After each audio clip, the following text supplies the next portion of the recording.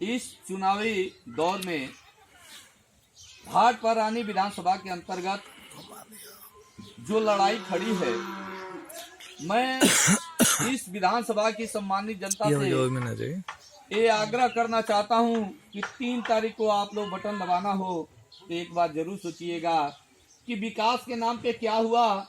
आप लोग ये सोचिएगा कि भाटपारानी जो हमको लगता है एशिया का पहला टाउन एरिया है, जहां आपको 20 शहर में पेशाब लग जाए तो पॉइंट खराब हो जाएगा, क्योंकि उस शहर में एक भी शौचालय और मूत्रालय नहीं है। आप लोग सोचिएगा कि आपके घर के भाई बहन बेटियां 10,000 की संख्या में रोज उस भाटपा शहर में जाते आते हैं, उनके लिए समस्या खड़ी होती होगी तो लोग क्या करते होंगे।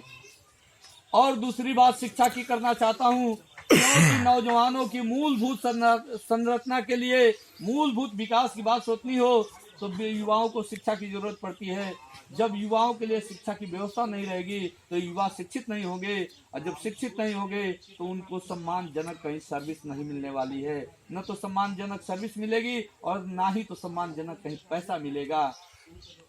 इस विधानसभा के अंतर्गत आजादी से आज तक आप लोग सोचिएगा कि एक केशव चंद्र मिश्रा जो थे, एक केशव जब इस विधानसभा में आए थे तो शिक्षा की अलग जगह थे, हाई स्कूल, इंटर कॉलेज और डिग्री कॉलेज लगा गए।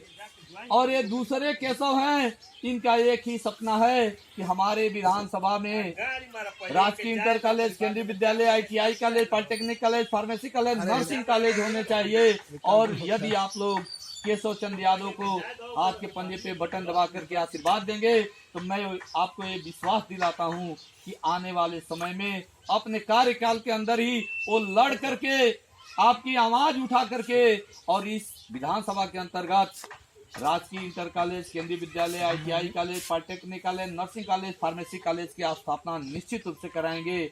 आप लोग दिल से सोचिएगा, हमारे घर के बेटे, हमारे भाई उस तकनीकी शिक्षा से क्यों वंचित रह जाते हैं? आप लोगों ने कभी विचार किया है? मैं आपको बता दूं, यदि एक बेटे को पढ़ाना हो तो उन बेटों को पढ़ाने के लिए हम लोग दिल्ली, गाजियाबाद, नोएडा भेजते हैं।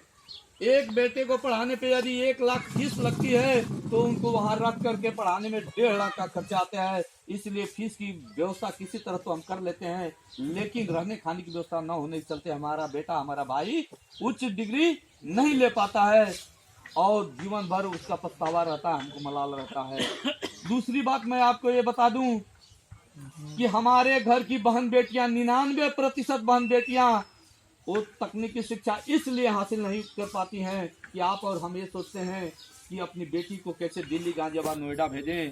आपको डर रहता है, यदि वो कॉलेज इस विधानसभा में लगे होते तो आपके वही भाई, आपके बहन, आपकी बेटियां सब लोग घर से नमक रोटी खा करके भी उस कॉलेज में दाखिला ले लेते और जा करके किस्तों में फीस अदा करके उच्च डिग्री लेते और उस डिग्री के बल पे देश के किसी कोने में जाते और सम्मानजनक उनको पैसा मिलता और उनका जीवन स्तर ऊंचा होता। आखिर क्यों नहीं आज तक के लोगों ने इस विषय पे सोचा? आप लोगों से मैं गुजारिश करूंगा कि आप लोग इस बार केशव चंद्र यादव को वोट करिए, हाथ के पंजे पर बटन दबाइए। मैं विश्वास दिलाता हूं कि अपने युवाओं के लिए, इस क्षेत्र के विकास के लिए एक बेहतर मिसाल कायम करेंगे। ये मैं विश्वास दिलाता हूं। आप लोगों का सहयोग मिले ये निवेदन है।